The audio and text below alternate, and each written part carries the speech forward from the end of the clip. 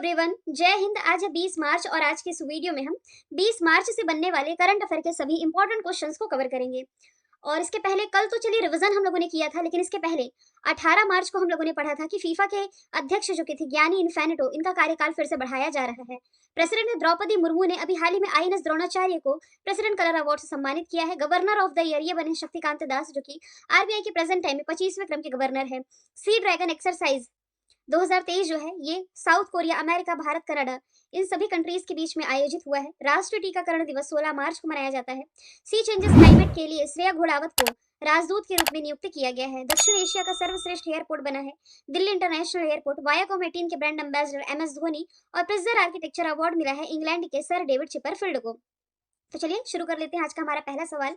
हाल ही में किस देश की सीनेट ने, सीनेट कहाँ की, ये आपका अमेरिका की उच्च सदन है ना, किस देश की सीनेट ने भारत और चाइना के बीच में मैकमोहन को औपचारिक रूप से अंतरराष्ट्रीय रेखा के रूप में मान्यता दे दी है? तो सीनेट आप लोगों ने पढ़ लिया, मतलब कि इसमें आप तुक्का भी लगाएं तो आपका आंसर सही होगा। अमेरिका ने अभी हाल ही में औपचारिक रूप से मैकमोहन रेखा को भारत और अरुणाचल प्रदेश, मतलब सॉरी, भारत का जो अरुणाचल प्रदेश है, आप देख पा रहे हैं भारत का ये सबसे जो पूर्वी राज्य है ना, और चाइना के बीच अंतरराष्ट्रीय सीमा के रूप में मान्यता दे दी है। देखिए, उस समय जो विदेश सचिव थे भारत के सर हेनरी मैकमोहन, इन्होंने ब्रिटिश इंडिया और तिब्बत के बीच में 890 किलोमीटर लंबी सीमा खींची थी, जो कि इसमें जो तवांग वाला क्षेत्र है ना अरुणाचल प्रदेश का, ये भी शामिल था, जिसे मैकमोहन लाइन नाम दिया था, और इसे ही अभी हाल ही में मान्यता दे दी है अमेरिका की उच्च सदन सीनेट ने, है ना। तो यदि आप देखें तो भारत के कंधे पर बैठे दो देश, एक तरफ चाइना है जिसके साथ भारत जो बॉर्डर शेयर करता है, इस लाइन को हम मैकमोहन लाइन के नाम से जानते हैं। सेम वैसे ही भारत के इस कंधे पर बैठा जो पाकिस्तान है, यहाँ जो लाइन है इसे आप रेड क्लिफ लाइन के नाम से जानते हैं। तो दोनों ही रेखाएं आप याद रखेंगे इसमें से, है ना। चाइना की capital Beijing, currency renminbi, president सी जिनपिंग है। चाइना के कुछ करंट अफेयर के फैक्ट यदि हम देखें देखिए, हाइड्रोजन से चलने वाली एच ट्रेन लिख देती हूँ, मतलब हाइड्रोजन ट्रेन समझ जाएंगे आप। ये चलाने वाला एशिया का पहला देश ये चाइना ही बना है। इसके अलावा एक एक्सरसाइज है हैंड इन हैंड एक्सरसाइज, ये आप पढ़ते हैं भारत और चाइना के बीच में, ठीक है।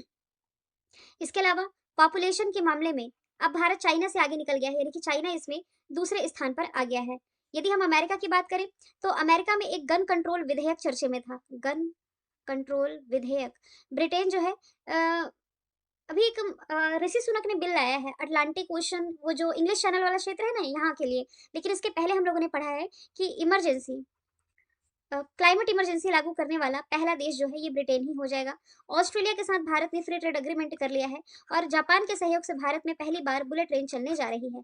आगे चलते हैं, हाल ही में जारी वैश्विक आतंकवाद सूचकांक में कौन सा देश शीर्ष पर है? तो अफगानिस्तान वैश्विक आतंकवाद सूचकांक ये जो जारी किया गया, इसमें लगातार चौथे वर्ष सबसे अधिक प्रभावित देश बना हुआ है। ये रिपोर्ट रिलीज की गई है आईईपी, यानी कि institute for economic and peace के द्वारा, जो कि सिडनी स्थित एक संस्थान है। इसमें भारत को 13वें स्थान पर रखा गया है। यदि आप इंडिया के नक्शे में देखें तो यहाँ अफगानिस्तान है। अफगानिस्तान पहले इसकी सीमा लगती थी, लेकिन ये वाला क्षेत्र ना अब पाकिस्तान के अधिकार क्षेत्र में आ गया है। तो वैसे हम कहें तो पाकिस्तान और फिर इधर एक लाइन याद रखेंगे पाकिस्तान अफगानिस्तान के बीच में, डूरंड लाइन। तो देखो 3 लाइनें आज हम लोगों ने याद रख ली, यहाँ से डूरंड लाइन, यहाँ से रेड क्लिफ लाइन, और ये वाले क्षेत्र से आप लोगों ने मैकमोहन लाइन पढ़ ली है। अफगानिस्तान की कैपिटल क्या हो जाएगी? काबुल। और फिर अफगानिस्तान में सहतूत बांध बनाने को लेकर के भारत सरकार ने समझौता किया था। बाद में यहाँ अफगानियों का शासन, अफगानियों कह दिया, तालिबानियों का शासन आ रहा था, जिसके बाद से 20 साल से तैनात यहाँ जो अमेरिकी सेना थी, ये यहाँ से वापस जा चुकी है। इसके कारण बगराम एयरबेस भी यहाँ का काफी ज्यादा चर्चे में था।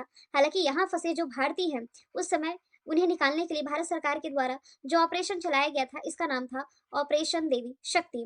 पाकिस्तान तो देखिए, यूनाइटेड नेशन की अभी हालिया रिपोर्ट रिलीज की गई है, जिसमें यह बताया गया है कि दक्षिण एशिया का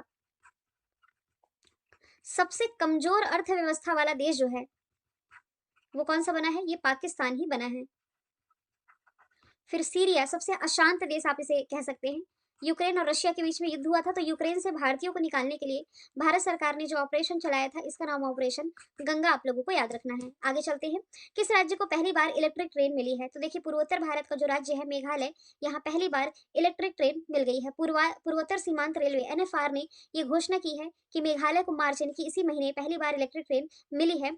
और ये अभी 2023 में ही, मतलब ये मार्च की बात है, मार्च आज 20 तारीख हो गई, ये खत्म होने में है। तो दुधनाई दीपाथर लाइन सेक्शन और अभयपुरी पंचरत्न डबल लाइन सेक्शन के जो विद्युतीकरण का काम है, ये पूरा कर लिया गया है। पूर्वोत्तर भारत के नक्शे में आप मेघालय देख सकते हैं, जिसकी कैपिटल शिलांग है, जहाँ इंटरनेशनल चेरी ब्लॉसम फेस्टिवल मनाया जाता है। और यहाँ के दोबारा से मुख्यमंत्री ये कॉनराड संगमा बनाए गए हैं, ये मैं आपको बता ही चुकी हूँ। इसके अलावा गारो खासी जयंतिया, 3 पहाड़ियाँ आप लोगों ने यहाँ से पढ़ ही ली है। और भारत का, नॉर्थ इंडिया का आप कह सकते हैं, पहला अदरक प्रसंस्करण संयंत्र, जिंजर प्रोसेसिंग प्लांट है ना जो, ये यहीं स्थापित किया गया है। उत्तराखंड में यदि आप रिलेट करोगे, देखिए पहला ग्लास ब्रिज भारत का, यही रिलेट कर सकते हो। इसके अलावा हाल फिलहाल में आप लोगों ने क्या पढ़ा है, पहला मदर मिल्क बैंक उत्तराखंड में ही स्थापित किया गया है, यहाँ का पहला है ना। मणिपुर में Sangai festival, Shirui lily festival relate कर सकते हो। योसोंग फेस्टिवल भी अभी हाल ही में यहाँ मनाया गया है। एशिया, या आप कह सकते हैं पूरी दुनिया का एकमात्र तैरता हुआ नेशनल पार्क किबुल लामजाओ मणिपुर में है। असम के डिब्रूगढ़ से, या कह सकते हैं आप बनारस से उत्तर प्रदेश के बनारस से डिब्रूगढ़ के बीच सबसे लंबी क्रूज सर्विस की शुरुआत है, जो कि प्राइम मिनिस्टर नरेंद्र मोदी जी के द्वारा की गई, गंगा विलास इसका नाम था। आगे चलते हैं, सरस्वती सम्मान 2022 से किसे सम्मानित किया गया, शिव शंकरी। इन्हें, ये तमिल लेखिका है, इनकी जो किताब है सूर्यवंशम, इसके लिए इन्हें 2022 के सरस्वती सम्मान के लिए चुन लिया गया है। इनका ये जो रचना है 2019 में प्रकाशित हुई थी। वैसे 2021 का जो सरस्वती सम्मान है, ये किसे मिला था, रामदरस मिश्रा को। 2022 की जो घोषणा हुई है, इसमें शिव शंकरी। ज्ञान चतुर्वेदी को मैंने क्या बताया था आप लोगों को, भाई व्यास सम्मान याद रखना है आप लोगों को, व्यास सम्मान 2022 वाला, 2022-23 का। और फिर माधव हाडा 32वां बिहारी पुरस्कार, इनसे आप रिलेट कर सकते हैं। आगे चलते हैं, भारतीय रेलवे ने हरित पर्यावरण के लिए किस वर्ष तक जीरो कार्बन उत्सर्जन हासिल करने का लक्ष्य रखा है। तो ये मैं आपको टारगेट कई बार बता चुकी हूँ इंडियन रेलवे के। इंडियन रेलवे का टारगेट है 2030 तक जीरो कार्बन उत्सर्जक बनने का, है ना। इस पहल का उद्देश्य कुशल संचालन के माध्यम से ऊर्जा की खपत को कम करना है और रिन्यूएबल एनर्जी के उपयोग को बढ़ावा देना है। इंडियन रेलवे की यदि मैं बात करूँ तो प्रेजेंट टाइम में रेल मंत्री कौन हो जाएंगे, वर्तमान में अश्विनी वैष्णव, अश्विनी वैष्णव ये रेल मंत्री हैं। यदि मैं बात करूं रेलवे के, रेलवे बोर्ड के जो अध्यक्ष हैं और सीईओ हैं, हाल फिलहाल में बनाए गए, पिछले महीने इनकी नियुक्ति हुई है। सबसे पहले आप जान लीजिए, रेलवे बोर्ड की स्थापना ना ये 1905 में की गई थी। इसके एमडी और सीईओ के रूप में अभी हाल ही में अनिल कुमार लाहोटी की नियुक्ति की गई है। लाहोटी कई जगह लोहाटी भी आपको लिखा दिखाई देगा। और रेल किसकी देन थी भारत में, लॉर्ड डलहौजी की देन थी। पहली ट्रेन, भारत में जो पहली ट्रेन कहाँ से कहाँ तक चली थी, मुंबई से थाने के बीच 34 किलोमीटर। भारत में पहली बुलेट ट्रेन जो चलेगी 2026 तक चलेगी, ये मैं आपको बता ही चुकी हूँ कि भारत में पहली बुलेट ट्रेन जो अहमदाबाद से मुंबई के बीच चलेगी, जापान के सहयोग से चलेगी। भारत में जो पहली अंडर वाटर ट्रेन है, कहाँ चलेगी, ये चलेगी पश्चिम बंगाल में, कोलकाता में चलाई जानी है 2023 तक। और 2025 का लक्ष्य भारत का टीबी मुक्ति का है, जबकि मलेरिया मुक्ति का लक्ष्य भारत का 2030 तक का हो जाएगा। ठीक है।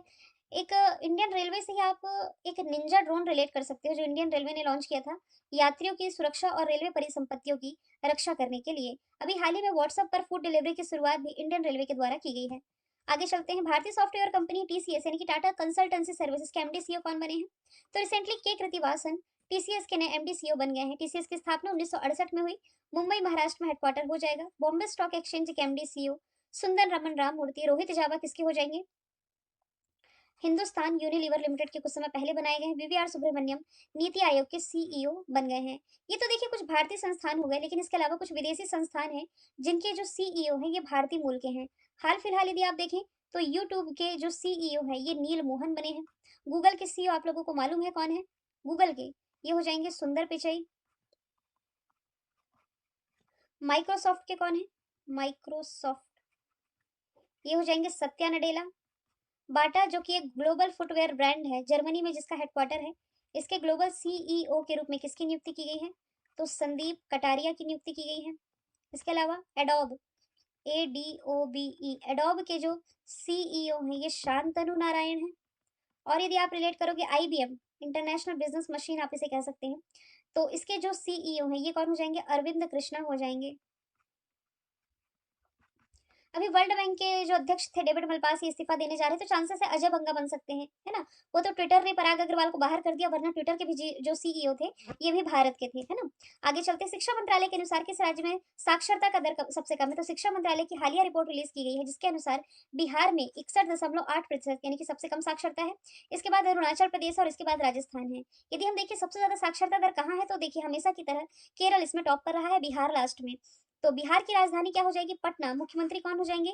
नीतीश कुमार। नीतीश कुमार ने ही ना सबसे बड़ा रबर डैम का उद्घाटन किया था फल्गु नदी पर, है ना? ये आप लोगों को याद कर लेना, रबर डैम वाला क्वेश्चन एग्जाम में पूछा जा चुका है। सीतामढ़ी में माँ सीता की सबसे बड़ी प्रतिमा बनने जा रही है। गौतम बुद्ध की सबसे बड़ी लेटी प्रतिमा ये भी यहाँ बोध गया में बनेगी, है ना? फिर यदि आप देखें गया वाला क्षेत्र तो हो गया। जमुई, जमुई में विशाल सोने के भंडार पाए गए थे। आर्कियोलॉजी सर्वे ऑफ इंडिया के द्वारा विशाल सोने के भंडार पाए गए थे। पूर्णिया जो है ना, पूर्णिया में भारत का पहला एथेनॉल प्लांट है, जो कि ये स्थापित किया गया। नीति आयोग ने जो गरीबी सूचकांक भी रिलीज किया था ना, इस गरीबी सूचकांक में बिहार रहा है टॉप पर। देखिए, sustainable development goal index, school education quality index और हेल्थ इंडेक्स, इन सभी में टॉप पर जो राज्य है ये केरल है। यदि मैं बात करूं महाराष्ट्र की, तो ये उत्तर प्रदेश को पीछे छोड़ते हुए चीनी उत्पादन के मामले में टॉप पर है।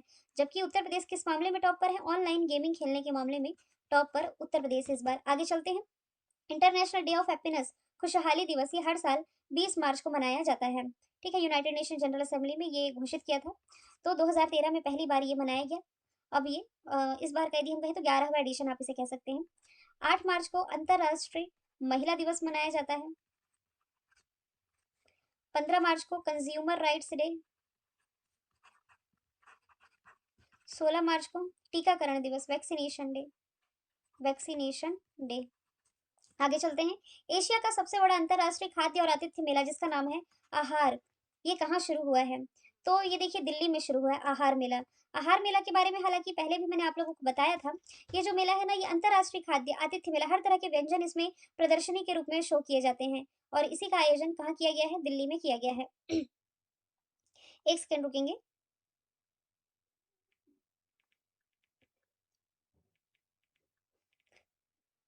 चलिए ठीक है, Aahar Mela international food and hospitality fair है ये।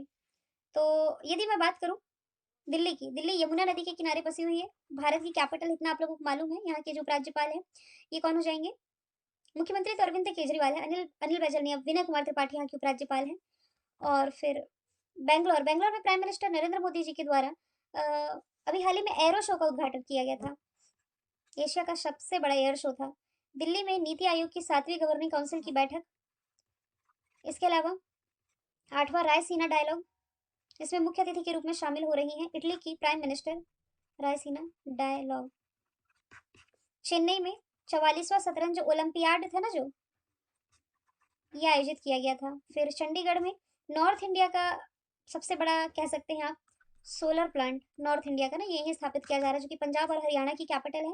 यही नॉर्थ इंडिया का पहला डॉग पार्क भी स्थापित किया गया है। लास्ट का प्रश्न मैंने रिवीजन के लिए रखा है। 2008 के संकट के बाद दिवालिया होने वाला अमेरिका का सबसे बड़ा बैंक कौन बना है? Silicon valley bank. इसके बारे में डिटेल में ऑलरेडी मैं आपको बता चुकी हूँ। इसके बाद न्यूयॉर्क का सिग्नेचर बैंक भी दिवालिया हुआ। वर्ल्ड बैंक बैंकों का बैंक है, वॉशिंगटन डीसी में इसका हेडक्वार्टर है। इसके अलावा बाकी जो दो बैंक है ना, ये भी अमेरिका से ही संबंधित है। मैंने कल आप लोगों से पूछा था सी चेंजेस क्लाइमेट के लिए किसे भारतीय राजदूत के रूप में नियुक्त किया गया? श्रेया घोड़ावत राइट आंसर था। आज का सवाल है, एससीओ यानी कि संघाई सहयोग संगठन के पर्यटन मंत्रियों की बैठक कहाँ आयोजित हुई है? आंसर इसका कमेंट बॉक्स में आप लोग बताइए। डेली के क्विज और पीडीएफ के लिए आप मुझे मेरे टेलीग्राम चैनल, जो कि कल्याणी मैम ऑफिशियल नाम से मिल जाएगा आप लोगों को। ऑलमोस्ट 33,000 स्टूडेंट वहाँ कंप्लीट होने वाले हैं, आप भी ज्वाइन कर सकते हैं डेली के क्विज और पीडीएफ के लिए। Thank you so much.